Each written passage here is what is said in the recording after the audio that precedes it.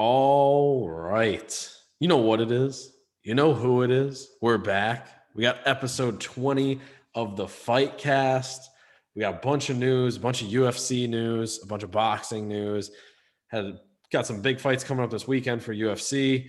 The heavyweights, we got Stipe and Ngannu, and then we got some review the boxing fights from this past weekend, and then we got some fights this weekend coming up, and just some news we're going to talk about. So we'll break down this weekend's fights because it was probably the weirdest fucking thing I've ever seen.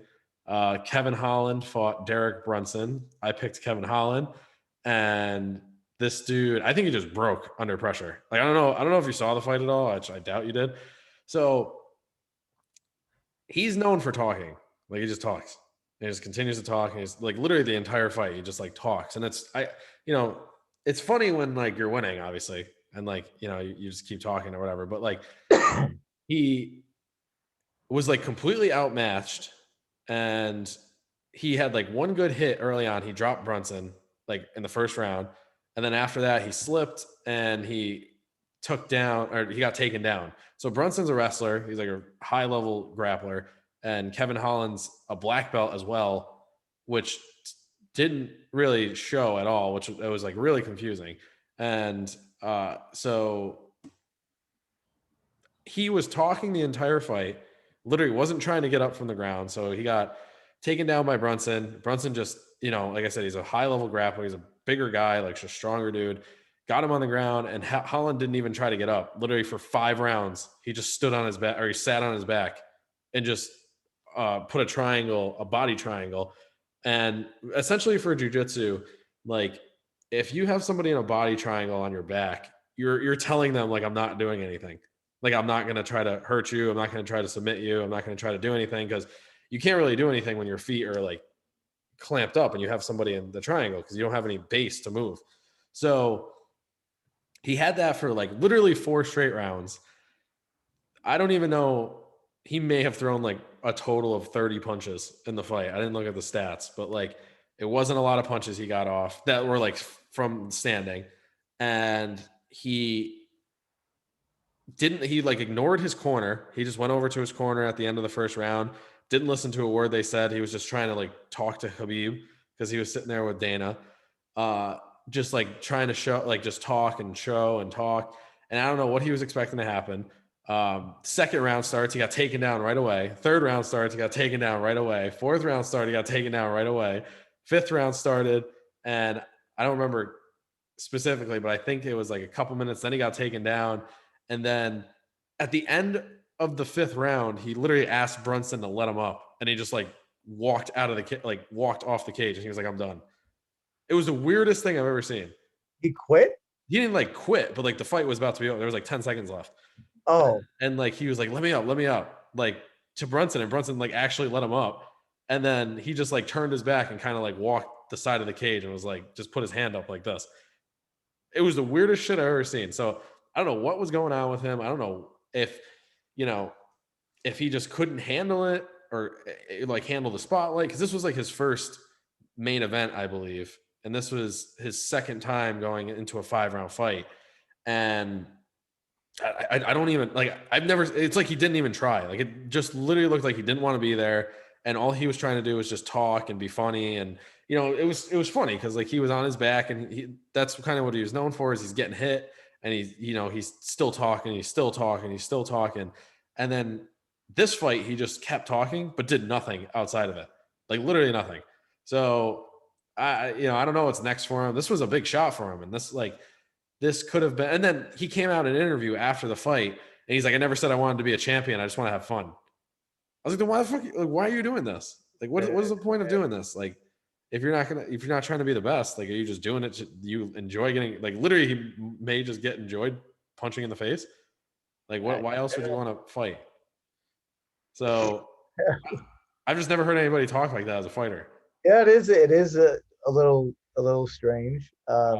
Because it tells me it's like, okay, you like fighting, you just don't like it enough to take it seriously. Yeah, and I almost feel like he knew he wasn't going to win that fight from the first round, and he just stopped trying to like show, or like I don't know why else he would fight. Like literally, it was the most bizarre thing I've ever seen in my life from a fight. Like literally, he didn't get damaged. He really didn't get hurt that bad. You know, he just got taken down and like he just didn't try to get up. He didn't try to do anything from the ground, and like no efforts. So it was the weirdest thing.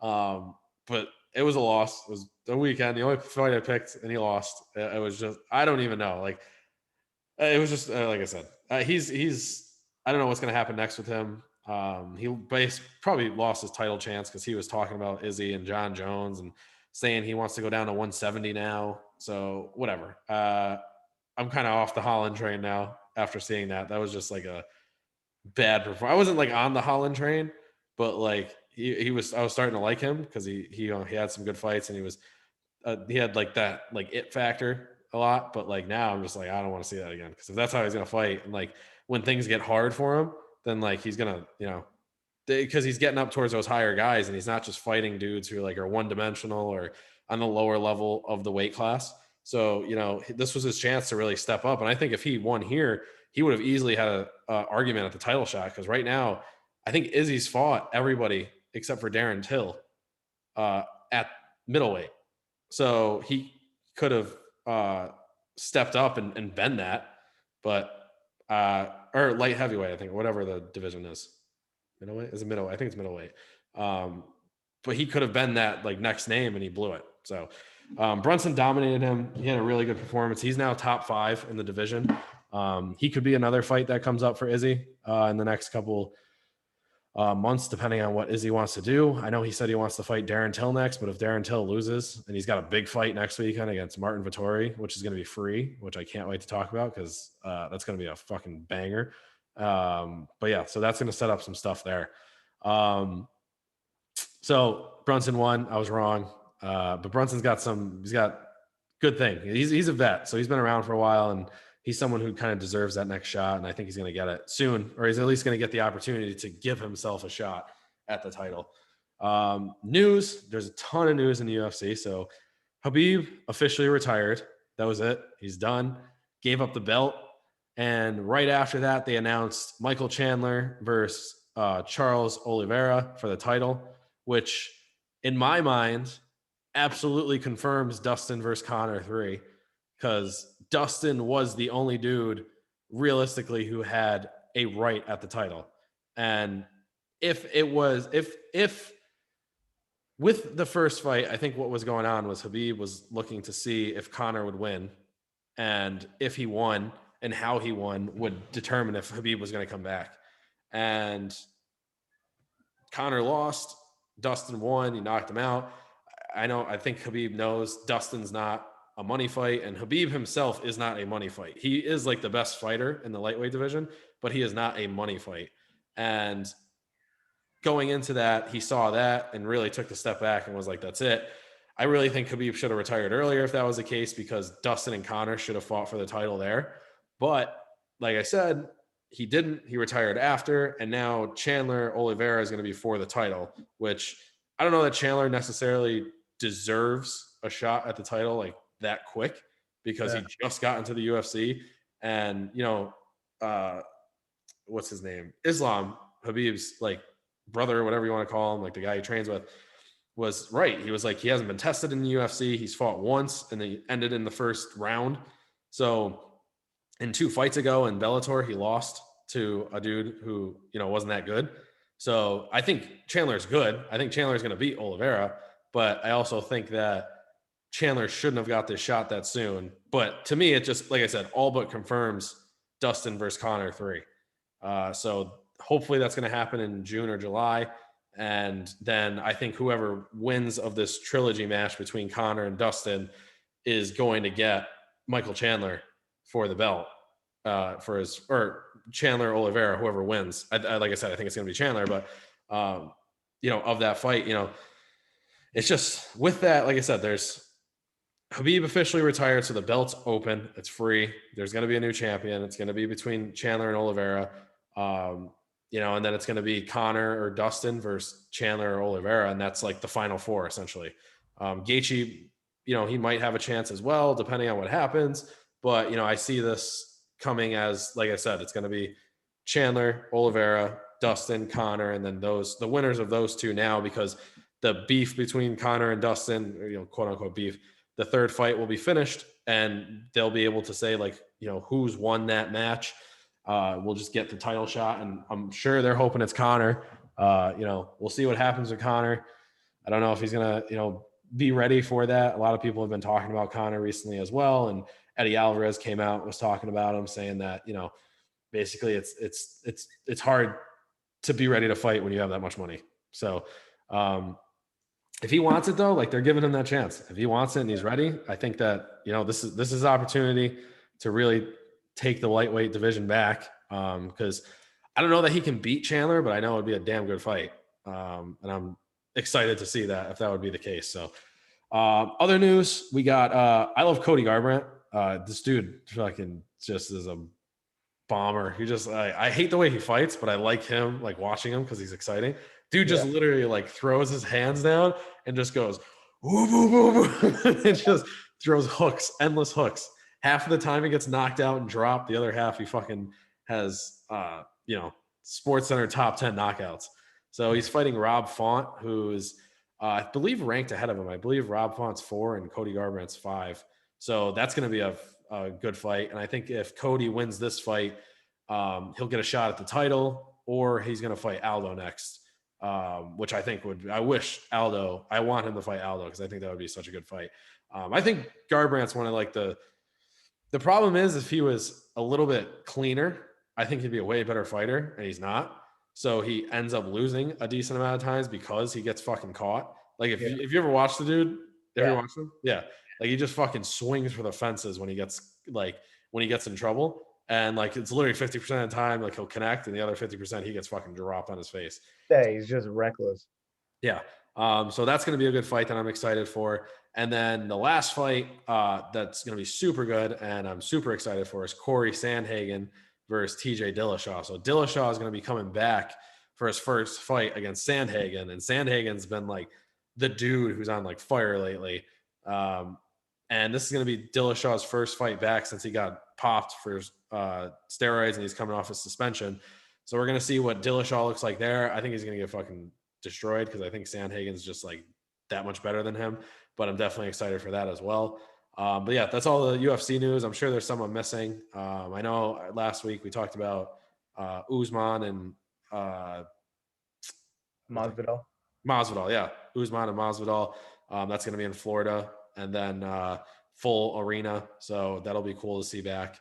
But yeah, this weekend we got the big heavyweights. We got Miocic. We got Ngannu. It's going to be a fucking, I don't know. I mean, there's a couple good fights on here. A couple people I'm looking forward to seeing. Sean O'Malley's fighting back, and I'm going to break that down in a second. Tyrone Woodley's fighting again.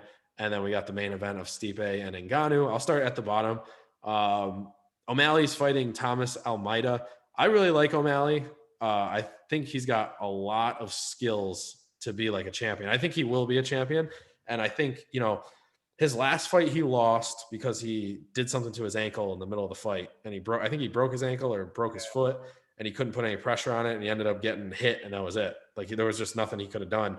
So he lost, and he's been going around because the guy he fought was Chito Vera. And then Chito Vera was like, I earned that win. I got that win. Then he ended up fighting Aldo and getting, destroyed.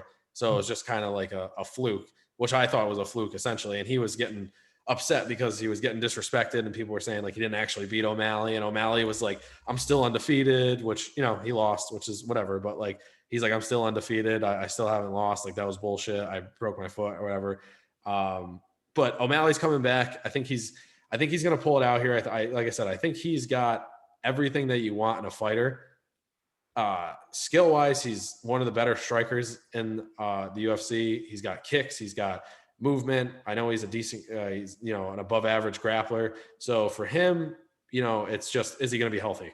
Like, is he going to break his foot again? And like, that's not really something you can control, especially in the UFC.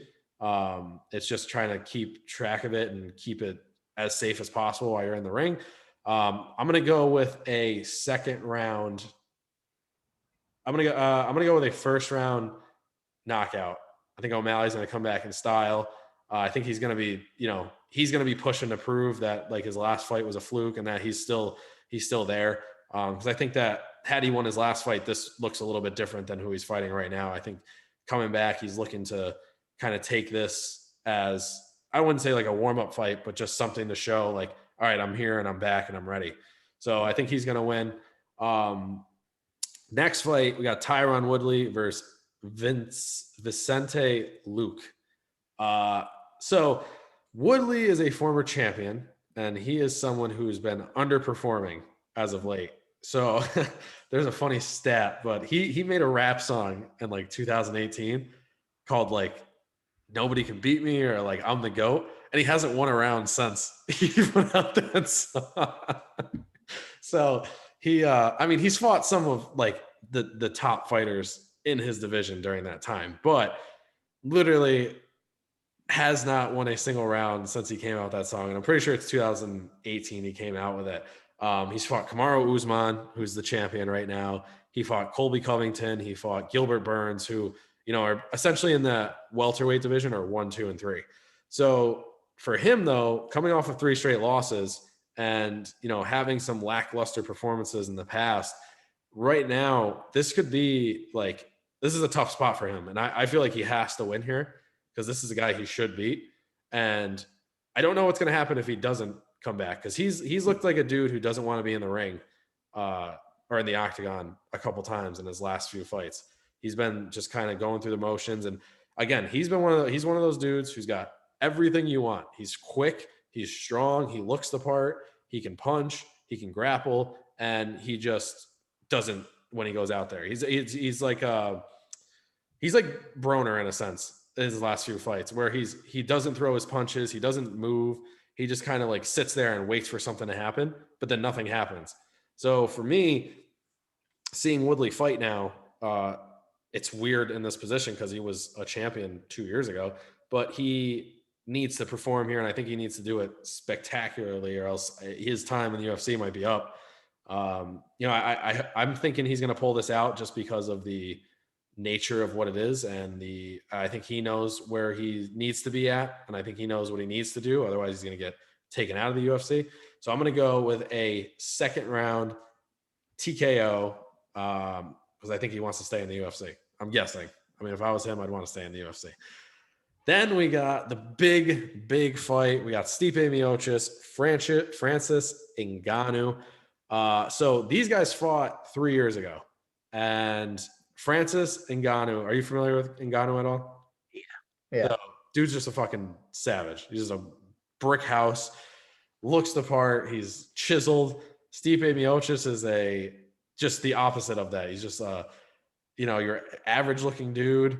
He's a firefighter when he's not fighting, like an active firefighter. He's not jacked. He's just a good fighter. He's just a great wrestler, a great puncher.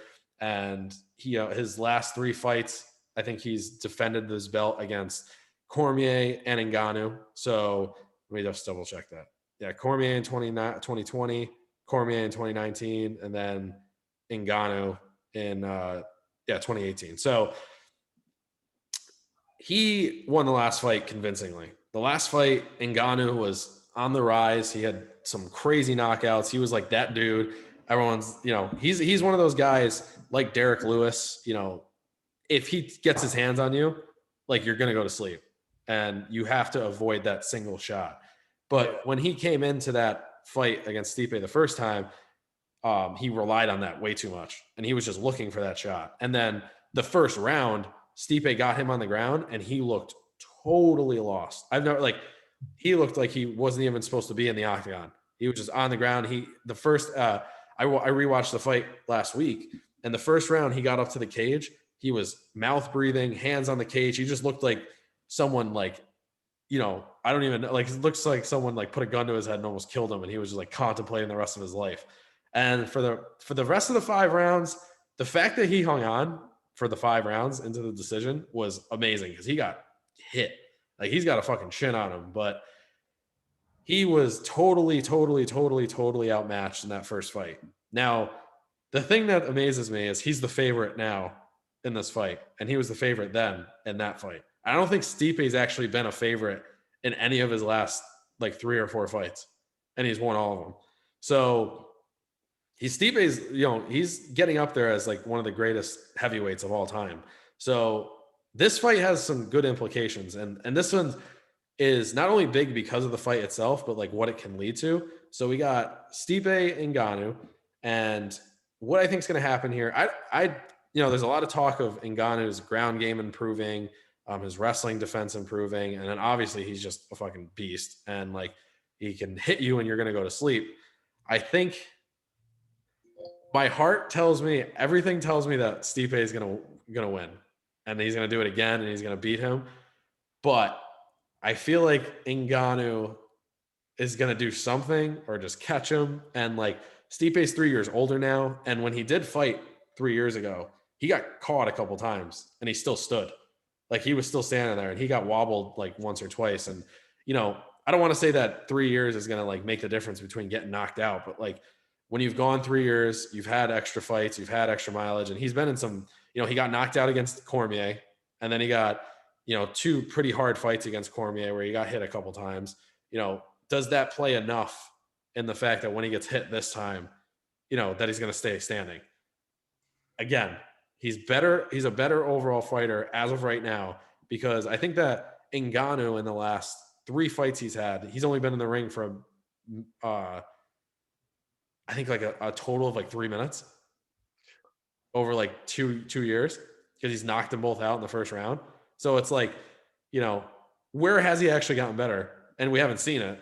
We haven't seen anything to test him or prove otherwise. Everything in my heart tells me Stipe is going to win, but like I still have that thing in the back of my head. It's like Francis can catch him. I'm going to go with Stipe. I think Stipe is going to pull this out, and I think this is going to be the last hurrah. For me, I'd rather see Ngannou win, if I'm being honest, because I think Ngannou versus John Jones is way more interesting. Because I think Stipe would get fucking murked by John Jones, honestly. And I think that, and that's what the interesting part of this fight is like whoever wins this is fighting John Jones. That's going to be the next fight. So whoever wins this on Saturday night, immediately I would assume is going to be set up with John Jones for a fight down the line. And I think that John Jones is going to, I'd 100% rather see Stipe or Ngannou versus John Jones, like I said, but I think Stipe is going to win. I think he's going to do it the same way. I think he's just going to wear Ngannou out, and I think he's going to, honestly, I think he's going to probably win by decision. I think it'll be another decision, but I would not be surprised if he got caught and knocked out. Just putting it out there. But yeah, so review on those. We got Sugar Sean O'Malley. I think he's going to win first round KO. Woodley, I think, is going to win with a second round TKO. And then I think Miocic is going to win by decision, another 5-round battle. And then I think he's off to fight John Jones. So, but yeah, like I said, a lot of news this week, a lot of good stuff coming up. We got Chandler Oliveira, we got Garbrandt versus Font, Sandhagen, Dillashaw. And then next week we got some, another couple big fights. We got Vittori and Till, which I'm excited for. And then we got Whitaker Gastelum the weekend after that. And then we got Usman Masvidal. So there's a ton of UFC coming up. This is going to be like the heart of the year. That's going to set up the rest of the year, which is going to be awesome. So, yeah, get into boxing. Yeah, man. All right. So we got Povetkin versus White 2. We got some other news we'll talk about. We're reviewing Virgil Ortiz Jr., Beterbiev, and then Okoli and Lavaki. I think you were 3-0 on the weekend, right? No, I think I picked Lavaki to beat Okoli. Did you? Yeah. Oh, okay. I thought you picked because Okoli's got like a weird flailing style about him, and I thought he was gonna get caught. But Okoli's power just ended up being too much. I mean, he was anytime he touched Lavaki, he was fucking moving back 3 feet. Wobbling him. So it just ended up being too much. They're cruiserweights. I don't. That was for some minor belt. So now Okoli is like, a contender. I don't know that he's a serious threat to any of the top level guys in cruiserweight.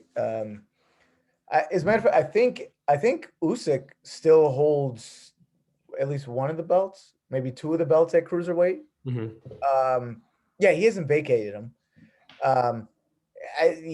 So if it came down to it, Okolie is not. He's not a threat to Usyk. So He didn't impress me. I saw it. yeah, I mean, he'll be a name to watch because he's got power, but he's all over the place with his shots, with his defense. He's just not very polished. It's not really pretty to watch. I mean, for someone that's looking for a good boxer, you want to see knockouts. He'll probably knock out some guys. He's got a lot of power. So it was an ugly fight to watch. Yeah.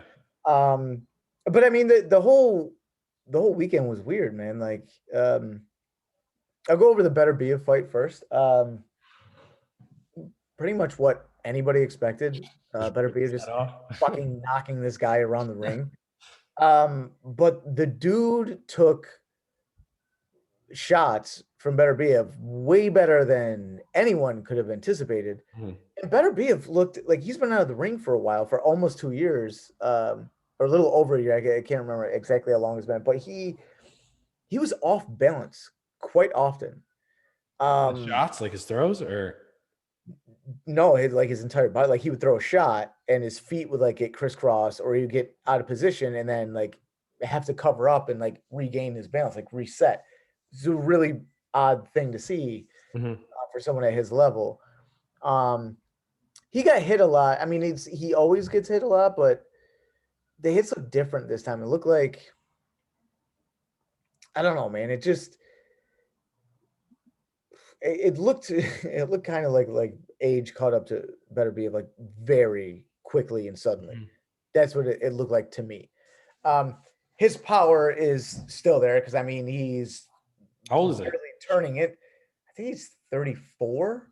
Okay. So he's not old. Yeah. Don't quote me on that. Maybe he's not 34, but he's over 30. I know that. A quick Google search can't fix. Yeah, fucking Google, man. But his power is still there because, I mean, he 36. Was touching. He's 36. Yeah. So maybe his age caught up with him like real quick. I don't know, but power is still there. I mean, he was touching the guy with like really like what looked like pity pat bullshit shots, and that guy was moving that guy all over the ring. So the power is definitely still there, but his feet didn't look there and his defense was not there. So that's something to look for coming forward. Like, I saw the reaction to the fight from everywhere. It's like, oh, Beterbiev knocks a dude out, remains a boogeyman. I don't know if I would still consider him a boogeyman. He looked very flawed in that fight, very flawed. So that's something to keep an eye out for. You think he still beats Jake Paul? I think this dude could stare at Jake Paul into a coma. All right. Actually, I do want to talk about. Well, go ahead. Well, I want to talk about there's some news on that too, but go ahead. So the rising star Virgil Ortiz Jr. The guy is an absolute animal. And we were talking about his boxing, his technique getting better, that was starting to catch up with his physical abilities, which is his just unreal power for a guy at 147. He's unreal power. We saw in this fight against Hooker, a guy who was tall and long, got a little bit of power himself. Hooker touched Ortiz up. I mean, he was hitting him. He might have missed 3 jabs the entire fight. I mean, he caught up with just about every fucking jab he threw.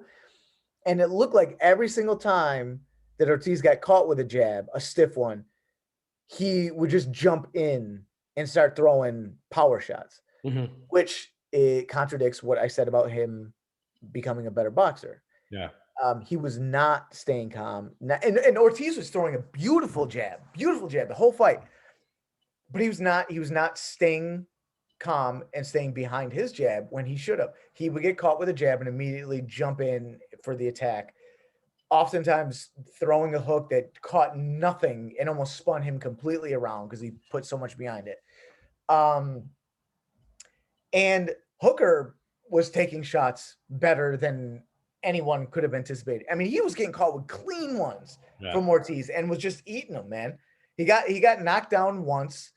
And then he got knocked down the time that, ended the fight, which I think was in the 10th round. It looked like he injured his hand.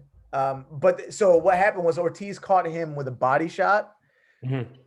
Just before that, then Hooker threw a straight right while Ortiz was coming in, hit him on the forehead, and immediately turned around and took a knee, and said that he hurt his hand, which is very likely.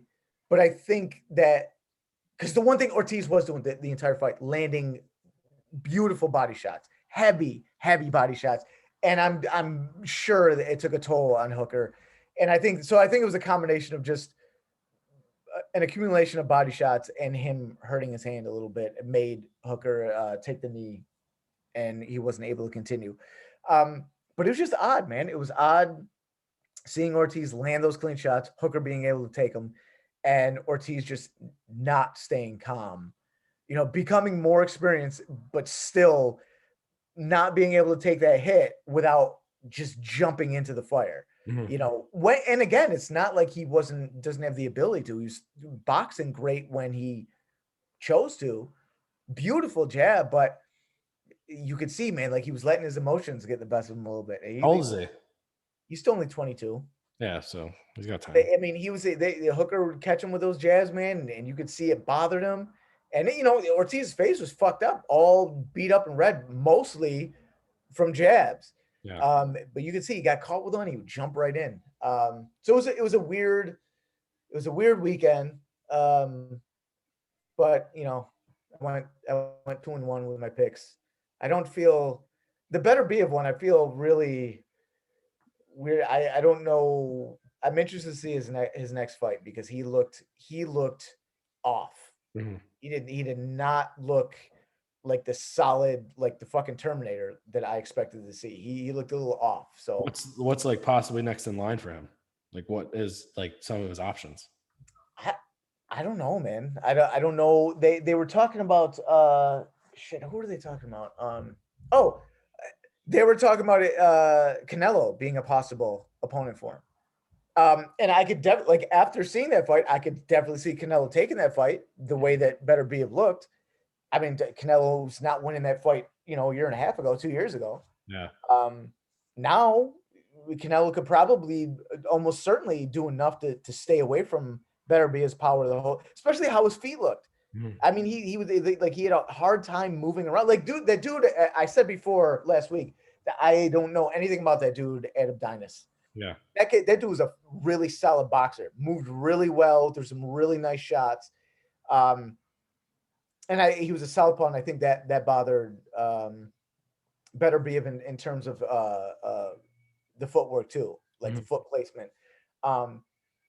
But him being a boxer and being able to move like that, land shots and get out of trouble. I mean, that's what Canelo does. So I think Canelo could just box the shit out of Beterbiev right now. Yeah. So that's possible. But again, I think Canelo's plan for this year is to become undisputed at super middleweight. Yeah. So possibly at the end of the year, maybe that's something we see him early next year. Maybe what Beterbiev does in the meantime, I don't know. I mean, it's not a whole bunch of names there that are exciting to think about. Yeah, it could have just been ring rust that he was just getting used to, I guess. But it could have. But I mean, to me, it looked like a misfire between brain and body. yeah. You know what I mean? It looked like it just wasn't there. You know what I mean? Yeah, I'll have to go back and watch it too. I saw the highlights, but I didn't watch the actual fight itself. So I'll have to go back and watch and see. Because I've watched everything I've watched of him from what you've told me, and then I've seen is he's just been fucking killer. just a machine. Again, like even his footwork and everything, like he just knows where to be to land the shots that he wants to land. And in this fight, it looked like he couldn't get there. He couldn't get where he wanted to be. Yeah. No? It happens with age. You get older. But yeah, man. But yeah, and then boxing news. We actually got the fights this weekend. So we got let's get So this weekend, only one big fight, heavyweights, Povetkin and White, their second fight, the rematch. They just fought in I think December, where it was an exciting fight. I think White knocked Povetkin down 2 or 3 times before Povetkin hit him with that uppercut that no one is ever gonna forget. Beautiful, beautiful. White threw. It was like an overhand right. Povetkin slipped and stepped to his left, came underneath White's arm with just the even more vicious of an uppercut than the one that Davis threw against Santa Cruz, and just he he hit White, and White, like, not only did his head go up, his like chin went up in the air, but then like right after, like his body just went into shock, and his shoulders followed his head up, and he went stiff and just fell straight back. It was brutal, dude. So this is the rematch. I expect more of the same. They're gonna slug it out. With these two guys, it's like, who knows, man? Either of them can knock the other guy out. But I think that Povetkin has just a little more technical skill and a little more power. So I'm just going to put my money on Povetkin winning winning the rematch by knockout. I'm going to say fifth round knockout for Povetkin. Okay. I was just watching the knockout. It was filthy. Fucking dropped him. He if you have the YouTube, you already have your computer out, go on YouTube, type in Povetkin versus White KO. Yeah. 5th round. That he literally went flying back. He knocked. Was it the 5th round? Was it the 5th round? 5th round, yeah. Yeah. So I'm going, another 5th round knockout. All right. Well, we got that. We got the 5th round knockout. So that's the one big fight this weekend. Yeah. Then we got some bloodlines working here. We got the great Kostya Tszyu, who's a great welterweight champ. Probably his most famous fight. So we got a little connection here. So probably his most famous fight is him knocking out Zab Judah, and Zab Judah walking around the ring looking drunk as fuck and then trying to beat up the ref. Which, by the way, the ref who was like, 4 feet taller than him. So that looked funny. But yeah, Zab Judah walking around punch drunk because Kostya Tszyu hit him with like the perfect fucking cross. His son, Tim Tszyu, is fighting this weekend. And I believe he fights at middleweight. I've seen him fight a couple times. He's actually a pretty good fighter. I think he's going to be a name to look out for, in the next 2 years or so. I have no idea who he's fighting. Some Australian dude. They're fighting in Australia. Probably a tomato can, build up his resume. But if you can find out how to watch the fight, check it out. He is a good fighter. He's got a strong bloodline. The connection is Ricky Hatton's son, Campbell Hatton. I think this is his pro debut or his second fight. He's actually on the undercard of the Povetkin White fight. Okay. But one of Kostya Tszyu's other most famous fights is his fight against Ricky Hatton, where Ricky Hatton knocked him out with a tremendous fucking body shot. So those two guys in a great fight back in the day. Their sons are fighting on the same weekend. Have no fucking clue if Campbell Hatton can fight or not. Usually in these cases, when you have a great fighter who's made a lot of money in their career and their sons go on to do it, usually doesn't work out well. So I think that's how it is with like everyone knows you don't fight well when you're not hungry. Okay? Poor people make the best boxers because they're angry and hungry and they want it more. Okay? People who already have money, they're like, oh yeah, fighting's in my blood, and they're like, oh, I'll just do it, and it usually doesn't work out well. Maybe he does have some talent, right? Maybe it takes him so far. Have no fucking idea. But he is signed to Matchroom. Eddie Hearns is promoter. So it's gotta be something, right? I mean, look, it could be just it's Ricky Hatton's son. Do me a favor, sign my son. Eddie Hearn is the English. Ricky Hatton's English.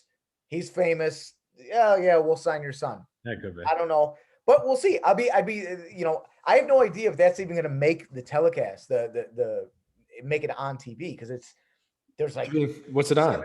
Cards. It's on DAZN or DAZN? Let me see. Let me double check. I think it is on DAZN. I always call it DAZN. Yeah, why do you do that? Yeah, it's on the zone. It's DAZN. So there's 1, 2, 3, 4, 5 undercards, and usually that you only see like 3 undercards before. So I don't even know if Campbell Haddons will make it on there. I'm assuming though, again, because it's Ricky Hatton's son, they'll probably make it a point to make sure that it's shown. I feel like that's a decent talking point. Yeah, I'm interested to see it. I'm interested to see it because I've seen clips of. I actually saw some clips of Campbell in amateur fights, and I've seen a bunch of footage of him hitting the mitts in the bag. Looks like he has a totally different style from Ricky Hatton. He's taller and leaner than Ricky was when he fought. So I'm interested to see how it works out. Like I said, I've already saw Kasha Zeus, and Tim Tszyu is actually, he's a good fighter. I've seen him fight. He's got it. So we'll see about Ricky Hatton's kid there. Be cool to see, you know. I'm always down to see the I always love to see the kid be as good or if not better than the dad, but it doesn't usually work out. So yeah. Other boxing news, Gervonta Davis possibly going to jail. I don't know what's going on there. Prison. He got indicted on 14 counts of. He may be going up north. Yeah. North trip, like Mobb Deep would say. Yeah, for a hit and run that happened in Baltimore. So I hope not, because I want to see him fight. But if so, he's he probably won't be fighting for a while. Just put it that way, or ever again. So his super featherweight belt will be up for grabs, or was it junior lightweight? I'm sorry, junior lightweight belt. We'll see. Hopefully that gets figured out soon, or they figure something out. I feel like I've heard that a bunch of times with boxers, and they usually don't go to jail, so he'll figure something out or go to prison. But 7.5 years, right? That means Tank will only be 33. Yeah, I guess he's only. Tito will only be 30. There's a possibility we can still see him fight. The rematch. 10 years down the line when they're both ready. The possibility. Hey man, they're young. You could practice in prison. He could just fight some guys in prison, spar. Yeah. So like Bernard Hopkins. Bernard Hopkins came out of prison and fucked everybody up for a long time. So he's probably angry. So yeah. We got Lomachenko news versus Nakatani, you said? Yes, Lomachenko. They're eyeing Nakatani for a July fight. And listen, let's take a moment and talk about this, because this is the type of shit that we've seen from Lomachenko since we found out about him, right? This dude doesn't shy away from any fucking challenge, right? Nakatani is a hard fight. Especially coming off a loss. Especially coming off a loss and being out of the ring. At that point, it'll be for what, 8 months or so, 9 months. But Nakatani is like 7 inches taller than Lomachenko. And we saw, like, if anyone, like, before the Lomachenko Lopez fight, I actually used the Nakatani Lopez fight to break down why I thought Lopez was going to lose, because of the way that Lopez's lack of efficient use of the shoulder roll. Yeah. But Lopez had a very, very tough time with Nakatani because of the range. And Nakatani's a tough dude. Nakatani, he can take a shot, man. It's so weird. The guy's been knocked down like 47,000 times in his career. But I mean, then Lopez like just rocks the dude and he just eats it. It's so weird, man. Doesn't make any sense. But it's a tough fight. It's going to be a very tough fight because Lomachenko is a very small dude. And he's got very short arms, which means he's going to have to do a lot of work just to get in range to land shots. Yeah. So the fact that it's going to be such a tough fight, and Lomachenko, the camp knows it's going to be a tough fight, just shows you what kind of guy Lomachenko is. So anyone that says, like, again, like he's washed up, he ain't nothing, he's a fake champion, he's overrated, they can fucking suck a dick, man, because they don't know what the fuck they're talking about. This dude is a real fucking fighter. This is a real tough fight. Oh, these are the fighters that you pay attention to. These are the ones that give a shit about their record. This is something to respect. Like, this is a very, very tough fight for Lomachenko. I'm excited to see. I'm excited to see him back, because it's a beautiful thing to watch. You know, even in a loss against Lopez, the way that Lomachenko moves inside the ring and the way that you could see him like, you know, analyzing the situation. It's a beautiful thing to watch. You know, much like Canelo, it's just a wonderful thing to watch. Them guys in the ring. So it's good to have them back. Yeah, I think that I think that this is the type of fighter that you want to pay attention to, not these other fake boys who are just trying to fight anybody just to get a win. Yeah, you don't see Lomachenko out there on fucking Twitter talking about, yeah, I'll do this and I'll do that. Yeah. You like, look, we haven't fucking heard a thing from him since the Lopez loss, and now all of a sudden it's like, yeah, I'm coming back, I'm fighting the toughest guy that would possibly accept a fight from me. Yeah. We don't hear shit from him, he just does it, which is a great attribute to have as a fighter. Support fighters like that on this podcast. That's all we do. Other news, we got Shakur Stevenson, June 12th, right? Yes, he's back. He's going to be headlining on ESPN. If he wins, which he should, he's in talks to face the winner of the Carl Frampton Jamel Herring fight that's coming up next month, I think. Which I fully expect Stevenson to win. So that means that we should have Stevenson fighting for that belt against whichever opponent it is in the fall, which is great. So love to see Shakur Stevenson do his work. Yeah. I mean, the last two things ended off with the bullshit, but it's been some like videos of Ben Askren rolling around boxing. Hasn't looked terrible, but hasn't looked good at all. I don't know what's going to happen here, but that fight's coming up fast. I think that's in 2 weeks or 3 weeks. I think it's the beginning of April. Yeah, I know, but I don't give a fuck. Yeah.